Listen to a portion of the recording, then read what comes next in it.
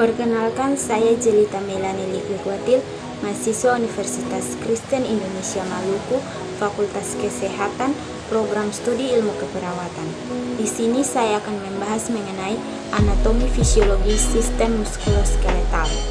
Sistem muskuloskeletal terdiri dari tulang, sendi, otot, dan struktur pendukung lainnya seperti tendon, ligamen fasia, dan bursa.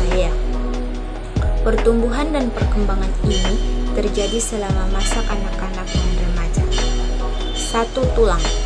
Kerangka tulang merupakan kerangka yang kuat untuk menyangga struktur tubuh. Otot yang melekat ke tulang memungkinkan tubuh untuk bergerak. Pembagian skeletal yaitu 1. Aksila skeleton yang terdiri dari kerangka tulang kepala dan leher, tengkorak, columna vertebrae, tulang iga, tulang hyoid sternum. 2. Apendikular skeleton yang terdiri dari kerangka tulang lengan dan kaki, ekstremitas atas yang meliputi scapula, clavikula, humerus, ulna, dan radial. Pada tangan meliputi karpal, metakarpal, dan falang. Kemudian ekstremitas bawah meliputi tulang pelvik, femur, patella, tibia, dan fibula. Pada kaki meliputi tarsal, metatarsal, dan falang. Tulang dibagi menjadi 5 bagian. Yang pertama, tulang panjang yang terdiri dari batang tebal panjang yang disebut diaphysis dan 2 ujung yang disebut epifisis. Di sebelah proksimal dari epifisis terdapat metaphysis. Tulang rawan digantikan oleh sel-sel tulang yang dihasilkan oleh osteoblas. Kedua, tulang pendek.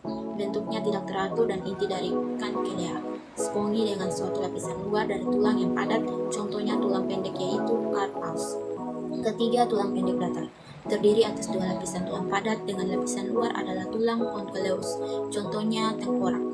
Keempat, tulang tidak beraturan, sama dengan tulang pendek, contohnya yaitu tulang vertebra. Kelima, tulang sesamoid, merupakan tulang kecil yang terletak di sekitar tulang yang berdekatan dengan persendian dan didukung oleh tekanan dan jaringan fasial, misalnya patella dan kaki lutut. Fisiologi tulang. 1. Mendukung jaringan tubuh dan memberikan bentuk tubuh. 2. Melindungi organ tubuh, misalnya jantung, otak, dan paru-paru dan jaringan lunak. Ketiga, memberikan pergerakan otot yang berhubungan dengan kontraksi. Keempat, membentuk sel-sel darah merah di dalam sumsum tulang belakang atau hematopoiesis. Kelima, menyimpan garam dan mineral, misalnya kalsium dan fosfor. Kedua, sistem muskuler atau sistem otot. Otot merupakan jaringan peka rangsang atau excitable yang dapat dirangsang secara kimia, listrik, dan mekanik untuk menimbulkan suatu aksi potensial. Otot merupakan alat aktif yang mampu menggerakkan tulang, kulit, dan rambut setelah mendapat rangsangan. Kemampuan otot. Kemampuan otot yang pertama 1. Kontraktilitas untuk berkontraksi, kedua ekstensibilitas untuk melakukan gerakan, ketiga elastisitas, kemampuan otot untuk kembali pada ukuran semula. Jenis-jenis otot. 1. Otot lurik, yaitu otot rangka. Kedua, otot polos atau otot visceral. Ketiga, otot jantung atau otot miokardium. Cara kerja otot. 1. Tonus atau ketegangan akibat mengerutnya otot atau kontraksi. Kedua, fleksi, membengkokkan.